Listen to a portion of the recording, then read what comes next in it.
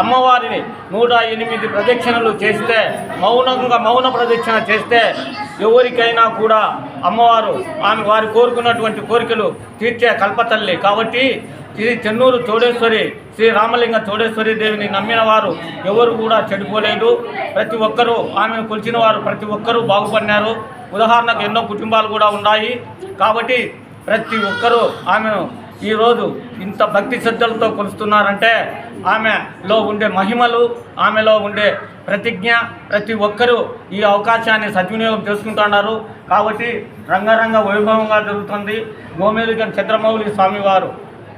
చంద్రమౌళి స్వామివారు నిర్మించిన ఈ దేవస్థానము ఇప్పటికి 96 సంవత్సరాలు అయినది. ఇంకా 4 సంవత్సరాలు పూర్తి చేసుకుంటే 100 సంవత్సరాలు అయిపోతుంది.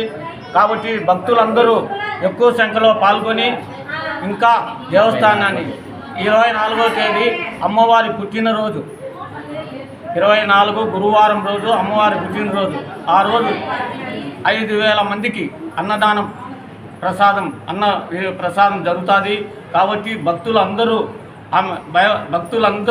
భక్తి శ్రద్ధలతో ఆమెను కొలిచినతో ప్రతి ఒక్కరి కోరిక నెరవేరుతుంది. కాబట్టి ప్రతి ఒక్కరూ శ్రీ రామలింగ చౌడేశ్వరిని భక్తి శ్రద్ధలతో కొలిచి రేపు 24వ తేదీ మధ్యాహ్నం 12 గంటలకు జరగబోయే అన్నదాన కార్యక్రమంలో పాల్గొని ఆమె తీర్థ ప్రసాదాలు స్వీకరించి ఆమె కృప కటాక్షములు పొందవలసిందిగా కోరుతున్నాం. నా పేరు అల్లి శ్రీరామమూర్తి, దేవస్థానం అధ్యక్షుని. ఓకే చెప్పినాడు.